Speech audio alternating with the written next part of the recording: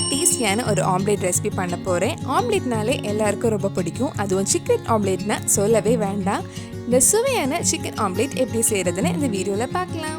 First chicken வேக வைக்கிறதுக்காக ஒரு கடாயில் கொஞ்சமாக எண்ணெய் ஆட் பண்ணுறேன். எண்ணெய் சூடானதும் இதில் 200 கிராம் சிக்கன் ஆட் பண்ணியிருக்கேன். சிக்கனுக்கு தேவையான மசாலா ரெடி பண்ணிடலாம். 1/4 டீஸ்பூன் மஞ்சள் பொடி, 1/2 டீஸ்பூன் மிளகாய் பொடி, 1/2 டீஸ்பூன் நல்ல மிளகு பொடி, தேவையான அளவு உப்பு, 1/2 டீஸ்பூன் இஞ்சி பூண்டு பேஸ்ட், 1/4 டீஸ்பூன் கரம் மசாலா சேர்த்து நல்லா மிக்ஸ் பண்ணிக்கோங்க. நல்லா மிக்ஸ் பண்ணதுக்கு அப்புறம் இதை மூடி வச்சு சிக்கனை லோ டு மீடியம் ஃப்ளேமில் வேக வைக்கலாம்.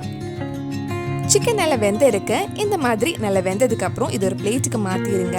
இது ஆறுனதுக்கு அப்புறம் எலும்பு இல்லாமல் சின்ன சின்ன பீசஸாக கட் பண்ணி எடுக்கலாம். நீங்கள் போன்லெஸ் சிக்கன் பீசஸாக எடுத்தால் இன்னும் கொஞ்சம் ஈஸியாக இருக்கும். ஆம்லேட் பண்ணுறதுக்காக 3 முட்டை எடுத்திருக்கேன். அது ஒரு பவுலில் போட்டு நல்லா பீட் பண்ணலாம். நல்லா பீட் பண்ணதுக்கப்புறம் இதில் சின்னதாக கட் பண்ண பாதி வெங்காயம், சின்னதாக கட் பண்ண 2 பச்சை மிளகாய், கொஞ்சம் மல்லி இலை, தேவையான அளவு உப்பு, 1/2 டீஸ்பூன் நல்ல மிளகு பொடி ஆட் பண்ணி மறுபடியும் நல்லா பீட் பண்ணலாம். இப்போ நம்ம வேக வச்ச சிக்கன் இதில் போட்டு மறுபடியும் ஒரு வாட்டி மிக்ஸ் பண்ணிக்கோங்க. நம்ம சேனலில் இதுக்கு முன்னாடி நிறைய எக் ரெசிபி, சிக்கன் ரெசிபிஸ் எல்லாம் பண்ணியிருக்கேன். நீங்கள் இன்னும் அந்த ரெசிபிஸ் எல்லாம் பார்க்கலைன்னா அதோட லிங்க் கீழே டிஸ்கிரிப்ஷனில் இருக்குது. மறக்காமல் அந்த ரெசிபிஸும் போய் பாருங்கள். இதில் சிக்கன் கொஞ்சம் ஜாஸ்தியாக இருந்துச்சு. முட்டை கம்மியாக இருந்தனால இன்னொரு முட்டை நல்லா பீட் பண்ணதுக்கப்புறம் இதில் ஆட் பண்ணுறேன்.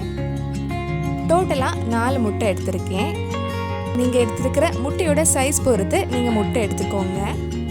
அவ்வளவுதான். இனி நம்ம ஆம்லேட் செஞ்சிடலாம். ஆம்லேட் செய்கிறதுக்காக ஒரு பேன் எடுத்திருக்கேன். பேன் சூடானதும் கொஞ்சம் எண்ணெய் ஊற்றலாம். இனி முட்டை ஊற்றலாம். மீடியம் ஃப்ளேமில் வச்சுக்கோங்க.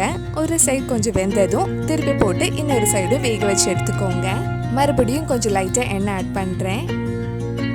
ஆம்லேட் திருப்பி போடும்போது ஃபர்ஸ்ட் டைமே கரெக்டாக வரணும்னு இல்லை. சில டைம் பிஞ்சு போயிடும். பரவாயில்ல, 2வது வாட்டி ட்ரை பண்ணால் கண்டிப்பாக அது கரெக்டாக வந்துடும்.